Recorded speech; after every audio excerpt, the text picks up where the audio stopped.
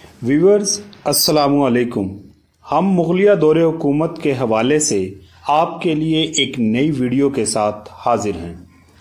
اس سلسلے کی یہ دوسری ویڈیو ہے اور یہ مغلیہ دور حکومت کے دوسرے بادشاہ نصیر الدین ہمایوں کے بارے میں ہے۔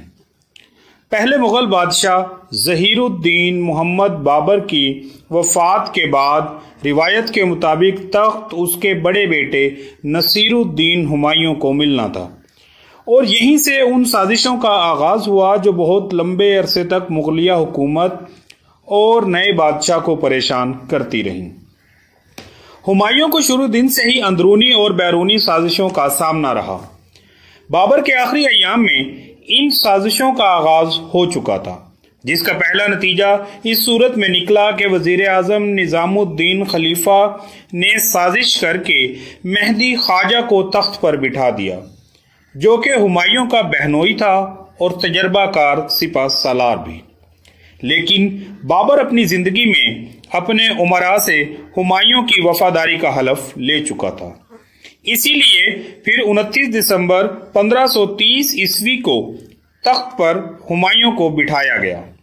ہمایوں کی پیدائش 17 مارچ 1508 عیسوی کو کابل میں ہوئی۔ والدہ کا نام مہم بیگم تھا۔ اس کے 3 بھائی تھے، جن کے نام کامران، عسکری اور ہندال تھے۔ نصیر الدین ہمایوں کو 20 سال کی عمر میں بدخشاں کا گورنر مقرر کیا گیا۔ اس نے یہ گورنری سلطان ابراہیم لودھی کے جرنیل حمید خان کو شکست دے کر حاصل کی، جسے ابراہیم لودھی نے یہ ذمہ داری سونپی تھی کہ بابر کا راستہ روکے تاکہ وہ ہندوستان میں داخل نہ ہو سکے۔ اس کے ذریعے اس نے حصار فیروزہ پر بھی قبضہ کر لیا۔ ہمایوں کے تخت پر بیٹھنے سے استحکام تو آیا، لیکن سازش جو پہلے سے شروع تھی اپنے عروج پر پہنچ گئی اور ہمایوں کو چاروں طرف سے باغیوں نے گھیر لیا۔ محلاتی سازش بادشاہوں کی زندگیوں کا لازمی جزو ہے، پھر چاہے وہ مغلیہ دور ہو یا دور جدید۔ ہوا کچھ یوں کہ ہمایوں نے اپنے باپ بابر کی وصیت کے مطابق اپنی سلطنت کو بھائیوں میں تقسیم کر دیا۔ کامران مرزا کو کابل، قندھار، ہندال کو میوات اور عسکری کو سنبھل کا علاقہ عطا کیا، اور خود چونکہ وہ بادشاہ بن چکا تھا تو بدخشاں کا علاقہ اپنے چچا زاد بھائی سلیمان مرزا کو دے دیا۔ لیکن لالچ چونکہ انسان کے ساتھ ازل سے جڑی ہے، اسی وجہ سے اس کے بھائی بھی خوش نہ ہوئے اور تخت پر قبضے کے خواب دیکھنے لگے۔ کامران مرزا اپنے بھائی کو مبارکباد دینے کا اعلان کر کے 10,000 گھڑ سواروں کے ساتھ اس وقت نکلا جب ہمایوں دہلی میں نہیں تھا۔ کامران نے چال چلتے ہوئے پنجاب کا رخ کیا اور چال کے طور پر اپنے امیر کراجہ بیگ کو اپنے دربار میں لان تان کی۔ کراجہ بیگ منصوبے کے مطابق دربار سے نکلا اور مدد کے لیے لاہور کے گورنر میر یونس کے پاس پہنچا۔ میر یونس نے مغلوں کے ساتھ وفاداری کے مطابق کراجہ بیگ کو عزت دی، اور کراجہ بیگ نے ایک رات لاہور کے دروازوں پر قبضہ کیا اور لاہور کے دروازے کامران کے لیے کھول دیے۔ یوں لاہور پر اور پھر پورے پنجاب پر کامران کا قبضہ ہو گیا۔ ہمایوں کے لیے مشکل وقت تھا۔ وہ خود روہتاس کی مہم پر تھا اور اس کا کمانڈر فخر الدین علی کامران کے ساتھ نبرد آزما تھا۔ والی گجرات بہادر شاہ اور بنگال کا بادشاہ بھی تخت کے خواب دیکھ رہے تھے، اور راجپوت بھی دوبارہ طاقت پکڑ رہے تھے۔ ایسے میں ہمایوں نے فیصلہ کیا کہ راجپوتوں سے دوستی کی جائے، سو اس نے میواڑ کے حکمران رانا سنگھا کو دوستی کا پیغام بھیجا اور اس کی بیوی کرتا دیوی کے لیے راکھی بھیج کر اسے اپنی منہ بولی بہن بنا لیا۔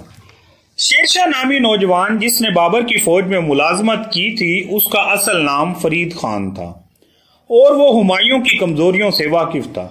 اس نے ہمایوں کو پیغام بھجوایا کہ بادشاہ کو مجھ سے کوئی خطرہ محسوس نہیں کرنا چاہیے، اور اپنے بیٹے خطیب خان کی قیادت میں 500 سپاہیوں کا دستہ مغل فوج میں بھیج دیا۔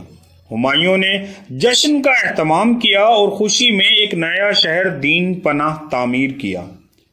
جشن 1.5 سال چلتا رہا اور ایسے میں شیر شاہ سوری بنگال کے دروازوں پر دستک دینے لگا اور 1537 عیسوی میں شیر شاہ سوری نے بنگال پر قبضہ کر لیا۔ 1939 عیسوی میں سوری اور ہمایوں کی فوجوں کا آمنا سامنا ہوا۔ ہمایوں کو شکست ہوئی اور وہ جان بچا کر بھاگ گیا۔ وہ بچ کر آگرہ پہنچا تو اس کے بھائی کامران نے 2000 سپاہیوں کے ساتھ مدد کی پیشکش کی، لیکن ہمایوں کا اعتبار اپنے بھائی سے اٹھ چکا تھا اور اس نے مدد لینے سے انکار کر دیا۔ ہمایوں نے 4000 سپاہیوں کے ساتھ دوبارہ سوری سے ٹکر لی اور پھر ناکام ہوا اور یوں شیر شاہ سوری دہلی پر قابض ہو گیا۔ ہمایوں ایران کی طرف بھاگ کھڑا ہوا۔ اس کے ہاں عمر کوٹ کے مقام پر اکبر کی پیدائش ہوئی۔ ہمایوں 11 جولائی 1543 کو ہرات پہنچا، جہاں اس کا استقبال شاہ ایران کے بڑے بیٹے سلطان محمد مرزا نے کیا۔ وہ اپنی بیوی اور 40 افراد کے ساتھ ایران پہنچا تھا۔ 1544 عیسوی میں شاہ تماسپ سفتی کے ساتھ ملاقات کے بعد ہمایوں کی دوستی ہوئی اور یہاں سے ہمایوں نے واپسی کا سفر شروع کیا۔ بادشاہ تماسپ سفتی کی مدد سے 20,000 لشکر کے ساتھ ہمایوں پنجاب پر قبضے کے لیے روانہ ہوا اور پہلے سنبھل پہنچا۔ سنبھل کا محاصرہ 6 مہینے تک جاری رہا اور یوں عسکری مرزا بغیر لڑے فرار ہو کر عراق پہنچ گیا۔ سنبھل کے بعد ہمایوں کابل پہنچا، جہاں کا حاکم کامران مرزا تھا۔ ہمایوں کا کمانڈر بیرم خان کامران کے باغی کمانڈروں کے ساتھ ملاقات کر چکا تھا اور یوں کابل کی لشکر کشی کامیاب رہی۔ کامران غزنی فرار ہوا اور ہمایوں 1554 کو کابل پر قابض ہو گیا۔ کامران باز نہ آیا اور سازش کرنے لگا۔ ہمایوں نے اسے گرفتار کروایا اور آنکھوں میں سلائی پھروا کر اندھا کر کے حج پر روانہ کر دیا اور وہیں اس کا انتقال ہوا۔ اس کے بعد ہمایوں ہندوستان کے لیے روانہ ہوا۔ اس وقت ہمایوں کی فوج 15,000 تھی۔ وہ پہلے ملتان اور پنجاب کے درمیان روہتاس پر قابض ہوا اور پھر 22 فروری 1555 عیسوی کو پنجاب کا حاکم بن گیا۔ شیر شاہ کی وفات ہو چکی تھی، اس کا بیٹا سکندر شاہ حکمران بن گیا تھا۔ اب سکندر شاہ 80,000 فوج اور بے شمار ہاتھیوں کے ساتھ مقابلے کے لیے نکلا اور سرہند کے مقام پر فیصلہ کن جنگ لڑی گئی، جس سے آئندہ 300 سال کی حکومت کا فیصلہ ہوا۔ نوجوان اکبر نے بھی بہادری کے جوہر دکھائے اور سکندر شاہ شکست کے بعد شوالک کی پہاڑیوں کی طرف چلا گیا۔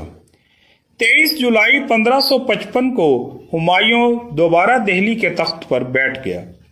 ہمایوں کا یہ تخت 14 سالہ جلا وطنی کے بعد اسے ملا تھا، لیکن اب کی بار عرصہ حیات آڑے آ گیا اور 1 سال بعد پھر جب ایک دن ہمایوں کتب خانے میں بیٹھا تھا اور اپنے مطالعے میں مصروف تھا تو اذان کی آواز سنائی دی۔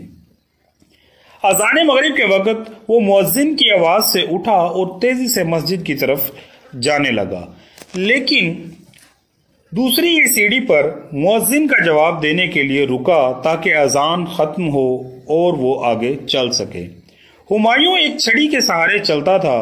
وہ چھڑی نوکیلے سرے کی جانب سے سنگے مرمر سے پھسلی اور ہمایوں سیڑھیوں سے نیچے آ گرا اور زخموں کی تاب نہ لاتے ہوئے خالق حقیقی سے جا ملا۔ ہمایوں نے دہلی میں ایک مدرسہ تعمیر کروایا تھا، جس پر اس کے بیٹے اکبر نے مقبرہ بنوایا اور اسے مقبرہ ہمایوں سے پکارا جاتا ہے۔ اگر آپ کو ہماری ویڈیو پسند آئی ہے تو ہمارے چینل پر موجود لائک کے بٹن کو پریس کریں اور چینل کو سبسکرائب کرنا نہ بھولیں۔ شکریہ۔